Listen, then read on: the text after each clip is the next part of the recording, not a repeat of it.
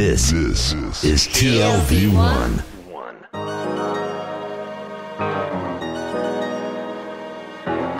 The Tel Aviv Review with Gilad Halpern.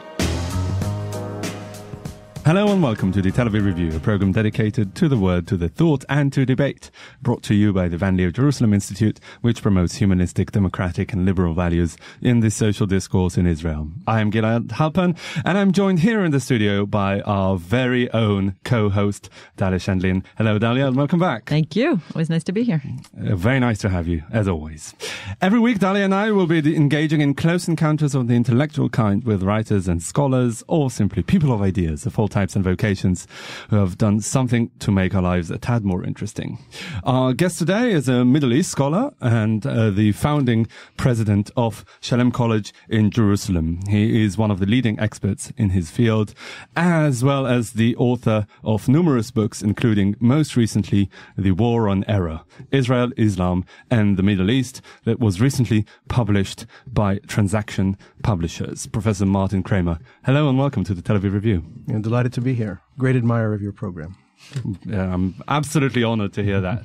We wanted to start by asking you a general question about the book, and, we'd love to have you expose as much as you want and discuss the different chapters. But what I really want to understand is, you've called the book The War on Error, and there's a basic premise that when the rest of the world looks at the Middle East, and I think probably specifically you mean Israeli-Palestinian conflict, but you do look at the broader Middle East understanding in general, that people are getting it wrong.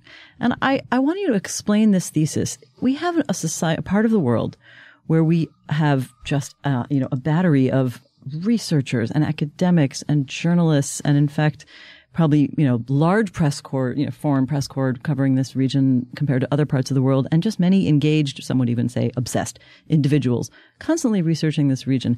Do you think they really all get it wrong? Or could it also be that just any part of the world that somebody's not from, they may get wrong, and maybe we get the Far East wrong, maybe we get Southeast Asia wrong too? I'd like to hear how you see the premise of this book. I think experts in every field get things wrong all the time. It's often in a way that is no different than that of laymen. And I don't have to mention everything from the financial crisis to the unexpected election of an American president who all the experts thought wouldn't be elected. The list is very long. So I don't want to make the Middle East an exceptional case in this regard. I do think that in almost every instance, the explanation of error is the more compelling question. And whether it's the Middle East or whether it's a financial crisis or whether it's the American elections, it comes down ultimately to bias. The role played by bias in filtering and in distorting information as it comes across. Now, the Middle East does have a few particular problems. One is that obviously the flow of information here is much more restricted in most parts of the region than it is, for example, in the United States. In the United States, in the lead up to the American elections, there were plenty of polls. There was ample access to journalists. Information seemed to come freely. In fact, information that no one expected to get, such as the leaks that came out of Democratic National Committee and so forth. But in the Middle East, you have regimes which are interested in restricting the flow of information. So in that respect, a lot of error just arises from the fact that people have an incomplete database. But I don't think that's the main cause of error. The main cause of error is the role that bias plays in filtering information. And, of course, people in this region are committed to political projects. They have an interest in promoting one or another side or aspect of various conflicts. And that's what accounts for a large measure of the error. Mm-hmm. And what would you say are the big manifestations of those errors? Specifically, you can discuss some of the ones that you want to talk about from the book. When I talk about error, I mean something very specific. I don't simply mean differing interpretations. Where would we be without differing interpretations? Historians do it all the time. Political analysts do it all the time. And it's perfectly understandable, and I don't categorize that as error. I also don't consider as error predictions of the future which go awry. Mm-hmm. There are always many more scenarios for the future than the one scenario that occurs. And one can reasonably expect that there'll be a wide range of let's say, missed predictions. I'm talking about something more specific. It is a gap, usually unintentional, between reality and its representation. Unintentional but biased. Unintentional but biased. That's right. Okay. The bias is usually unconscious. There are cases of deliberate error, which is deception. And I'm less interested in that in this book. People who knowingly disseminate false information, what they call fake news or whatever it is. I'm much more interested in cases where you see error, and I'm talking about error often in a factual case, factual instances of error, which you would think an educated analyst, historian, scholar would know better. But somehow even at that level, filtering goes on, which produces... Give us a good example. Give us an example, I think, of just something from the book so we know what you're talking about. All right, I'll give you the flagship piece in this book is about the 1948 Israeli conquest of Leda, which was dramatized by Ari Shavit in his book, best-selling book, My Promised Land. That chapter dealing with Leda was excerpted, and a version of it appeared in the New Yorker. So it became really the draw, the magnet, the hook for that book for many readers. And it postulated that there had been a massacre in Leda in 1948 on a scale which would have been over twice as large as the massacre of Deir Yassin, which has somehow gone missing. No one had noticed. And so I looked at the account by Shavit, the numbers. Part of it was based on interviews which he had had with veterans of that battle. And it seemed to me improbable. There were so many aspects of it which seemed to me contrived or theatrical. And I began to ask myself, had an error taken place here? Not because Ari Shavit is out to besmirch the name of Israel, and I don't even take a particular interest in his motives there. But I began to sort of dig around, and I thought to myself, well, if Ari Shavit talked to these veterans of the Palmach, perhaps he wasn't the only person who talked to them. Perhaps someone else talked to them. So I went to Beit Palmach, which is around the corner here in Ramat Aviv, and I asked. I said, here are the list of people who Ari Shavit quotes in his account. Do you have records of interviews with them as well? I said, oh, yes. Not only do we have interviews, transcripts, we actually have DVDs with them on film in Leda because a documentary filmmaker had taken these same people there. And I very quickly discovered that based on the same sources that Ari Shavit used, I could tell a completely different story. But isn't that a matter of interpretation? What, is it a matter of interpretation? Well, if you said I could tell a different story based on the same facts, is it really error? Was Ari Shavit lying? Is that what you're saying? No, look, Ari Shavit, there's a problem here because Ari Shavit, he's not a historian, he's a journalist, and he's working from a private archive. That is, I didn't have access to the tapes that he used. One of the things I did was I asked him to deposit the tapes so that other historians could use them. He hasn't done it to this date. I was working from a public archive, so I don't know what he saw. And I don't know if he fairly represented what he saw. I have no idea of knowing. All I do know is that I could go to the public record left by those very same people, and the story emerges there is entirely different. And it's not a story of a vengeful massacre, but of a battle infused with fear. Mm-hmm. So these are two completely different narratives. And the problem here, of course, is that we're not working from the same database. The difference is I'm working from a public one and he's working from a private one. And also there's even a bigger problem here that perhaps it's not really the person who's doing it, but the method itself. And that really lays bare the problems of oral history. I mean, is it something that you as a historian can safely rely on? Isn't that really what opens the door to the many errors that you explore in your book? Look, oral testimony poses incredible problems, especially, and it's given at a considerable distance in time.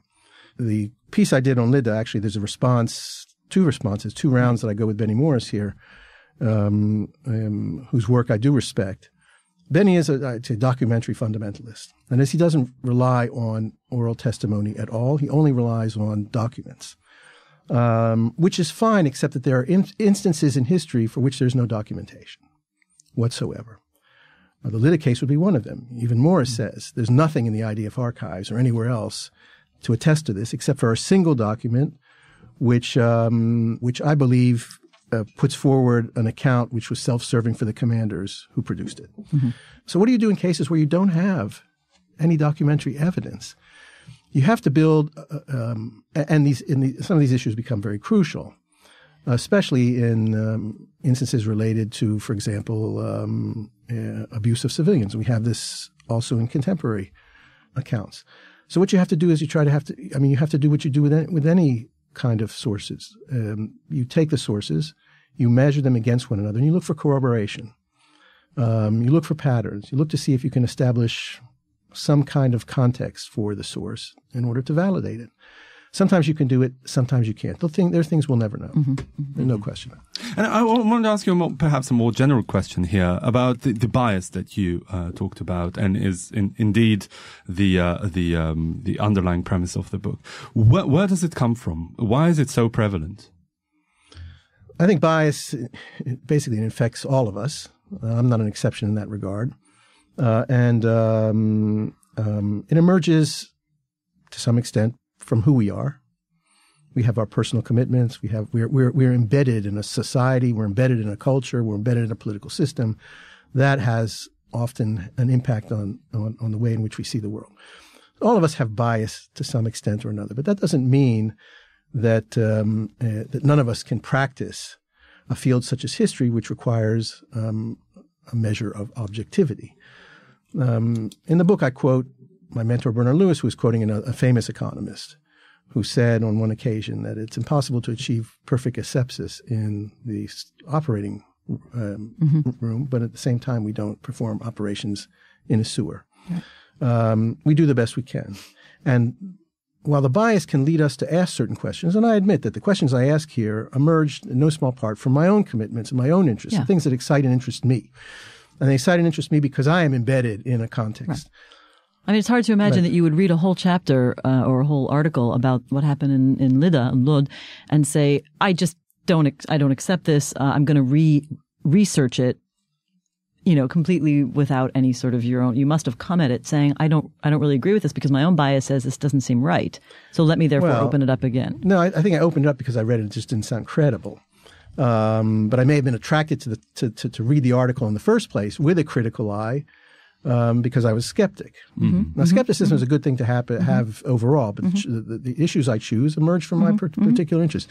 But what I think the point that Lewis was trying to make is that while the questions may be defined by where one comes from, the answers one must strive to formulate in a way that shows a measure of detachment. And I'll give you another example from the book. I have a chapter here on Martin Luther King in the 1967 war. It's composed of several different parts, but what drew me to this topic was the claim that Martin Luther King had not said a certain statement in which he equated anti-Zionism and anti-Semitism.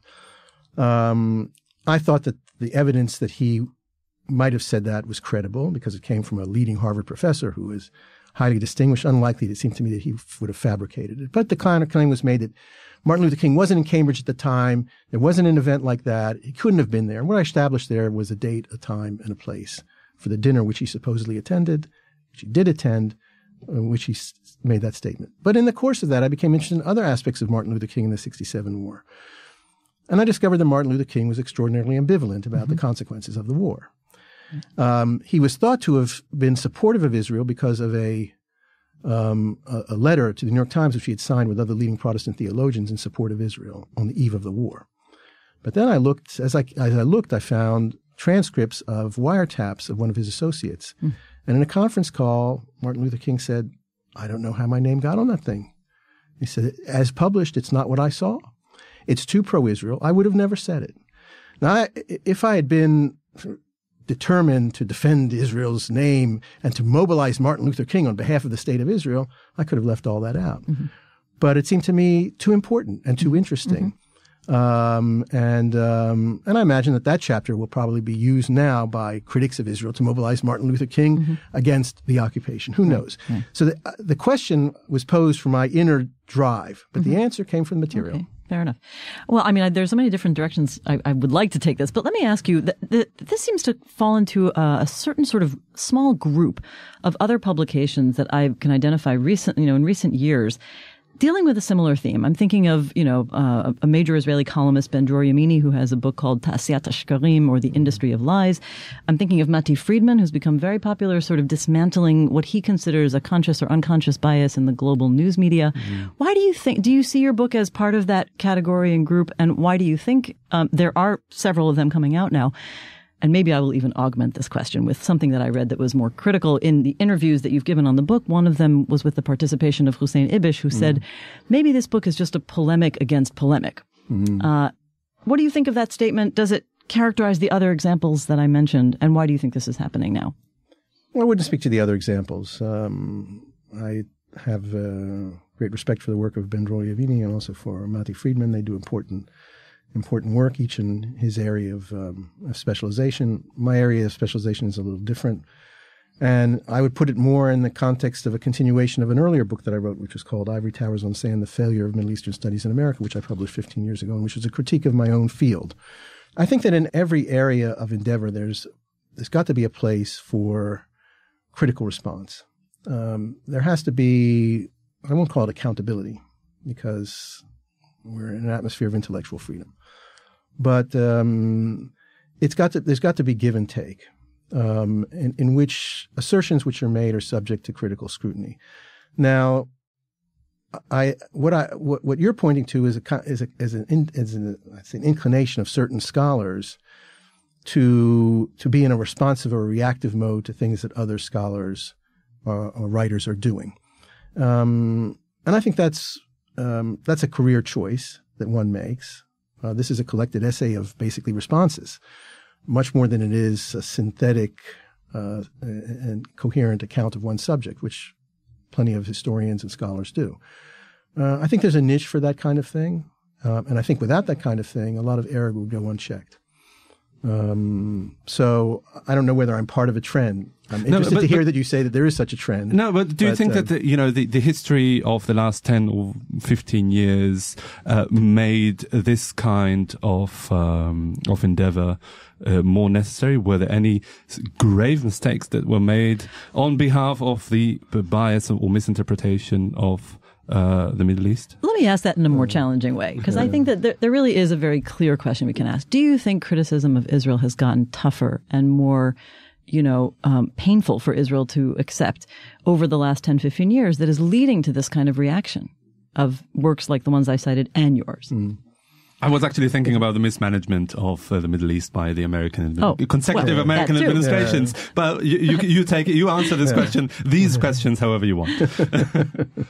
There has long been a critique of Israel, and before that, a critique of Zionism, and polemics surrounding this on both sides. So it would be hard for me to say that this is something new. I think that more and more people are engaged in this kind of activity overall on both sides, on all sides of issues. So perhaps that gives, and all one has to do is to look up the number of books appearing on the subject. Mm-hmm. You often have authors here. I was administrator of a book prize dealing with the Middle East, and I was astonished at just how much is appearing. There's just huge volumes. So there's more of this and there's more of that now. I can give examples of earlier scholars.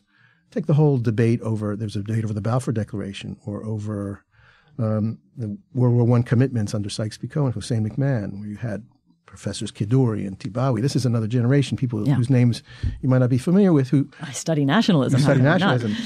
Who engaged in the same sort of thing. And by the way, my project owes a great deal to Eli Kiduri's approach. Of course. Kiduri wrote a very famous essay called The Chatham House Version, which was a debunking of the established orthodoxy of in the British approach to the Middle East in the period between the world wars and the immediate aftermath of the Second World War.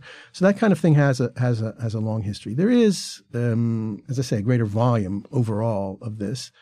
Of course, we have a lot of history as history unfolds, there are more and more instances about which there is debate. So now we have the post-67 situation. We have the continuation of Israeli policies in the West Bank. There's a whole list of other things which accumulate. But no, I think that it's been over 100 years of constant, ongoing back and forth. I want to go back to the orthodoxy that you mentioned in Middle East studies in the West in general. That is another issue that you explore at length in the book. Can you tell us briefly what are the main failings of that orthodoxy and how it really failed to face up to reality? Middle Eastern studies is a branch of area studies, and it's important to understand the kind of people who've been drawn to it historically. We have the phrase that we use today of identity politics. A lot of people entered this field out of a commitment to one form or another of identity politics. It's a form of bias. And I think it increasingly manifested itself I'd say beginning in the 1970s and onward, in such a way as to turn, for example, the Middle East Studies Association, which I mentioned in the book, into a kind of a lobby, effectively a lobby, which is now contemplating a BDS resolution, a place where people use their scholarly credentials to enhance some political position. Even as the U.S. government is debating federal laws that will define anti-Semitism at the same time. Right. And so that had I'd say, corrupting effect on the field, because once a field begins to place politics above scholarship, then it establishes effectively, it requires oaths of allegiance to all those who would enter. I know many good people who wouldn't go near Middle Eastern studies as a career choice because they would have to preface it with some kind of statement or commitment to a political position. In this case, mostly pro-Palestinian, pro-Arab, call it what you will. And I think Edward Said had a real effect in accelerating that trend and in exacerbating that trend. Things are beginning to change in Middle Eastern studies because a wide array of people are entering the field, and it has to do with 15 years of American role in the Middle East. As I point out in the book, you've got about 2.5 million Americans who've been through the Middle East in one capacity or another, as soldiers, as contractors, as advisors, and so forth, which is unprecedented. And a lot of those people are beginning to filter into academia. So the Saidian paradigm is gradually eroding, you think? I think it is gradually eroding. And I think what you see in organizations like the Middle East Studies Association is an attempt to defend positions which they had held and built up over a period of 25 years, which are now under assault. So overall, I'm optimistic about Middle Eastern studies. I think it's going to change.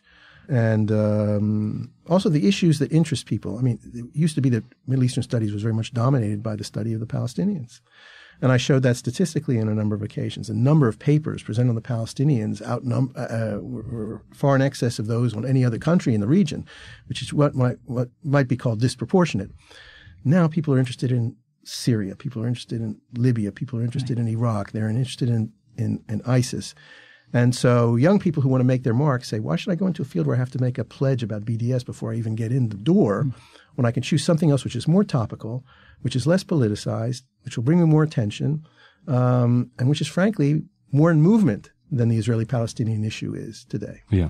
All right. On this note, we'll have to wrap up. Professor Martin Kramer, a Middle East scholar and the founding president of Shalem College in Jerusalem, as well as the author of the recently published The War on Error, Israel, Islam, and the Middle East. Thank you very much for coming in today. Thanks to you both. Thank you so much. And thank you, Dahlia, and Tammy Goldenberg, our sound engineer, and of course, the Van Leer Institute for the generous support. If you like this podcast, there are many more where it came from. Just go to www.tlv1.fm/podcasts and take your pick. Also check out our new website, telavivreview.org, and like us on Facebook. You can follow me as well as Dahlia on Twitter, and don't hesitate to get in touch with your comments and suggestions. Join us again next week for another edition of the Tel Aviv Review, and until then, goodbye.